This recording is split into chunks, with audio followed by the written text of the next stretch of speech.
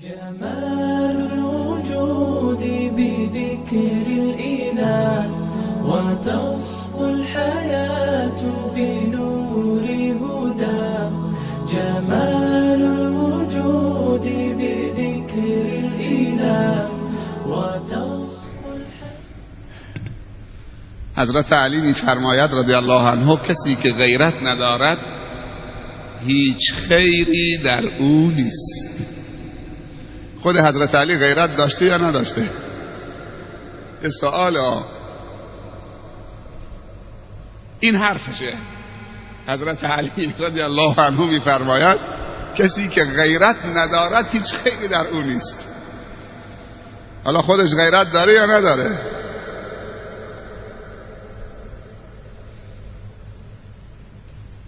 چطوری خیلی ها حضرت علی رو بی غیرت جلوه میدن که عمر بیاد در رو محکم بزنه به شکم همسرش در زمانی که همسرش فاطمه دختر پیامبر حامله و بارداره، اونم برای پسرش محسن و سقط جنین بکنه، اون جنین پسرش محسن بمیره.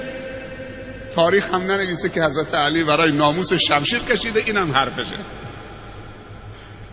خیلی عجیبه. اونهایی که ادعای حب علی میکنن علی رو بی غیرت جلوه میدن، اما صحبت حضرت علی میگه این را بدانی کسی که غیرت ندارد هیچ خیری در او نیست.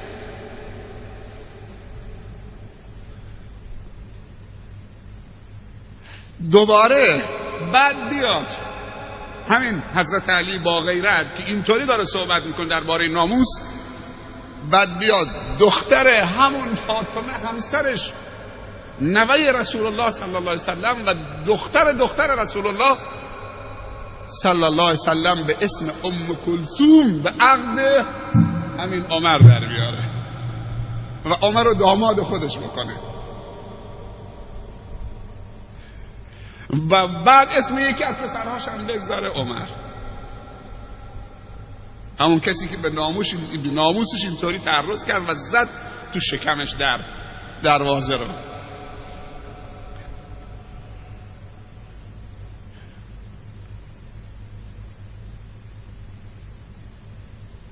خیلی عجیبه.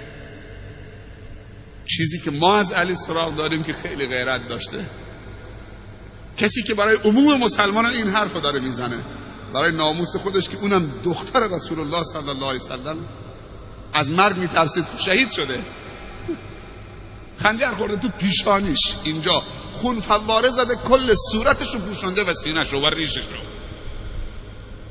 و بعد خنجر رو گرفته گفته فزت و رب الکعبه، رستگار شدم. چطوری شخصیت ها رو زیر سوال میبرن و اسلام و قرآن و خدا و رسول خدا رو زیر سوال میبرن با این تهمت هایی که به خلفای راشدین میزنن. خداوند میگه لقد رضی الله عن المؤمنین اذ یبایعونک تحت الشجره رضی الله عنهم و رضوا عنه. اینا هر 10 تاشون عشره مبشره هستن، 4 تا خلفای راشدین.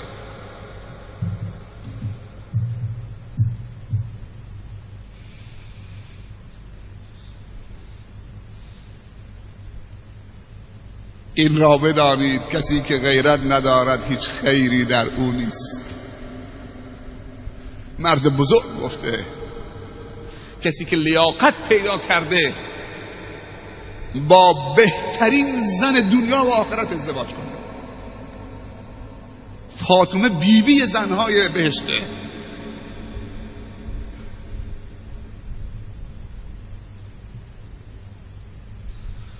این لیاقت پیدا کرده.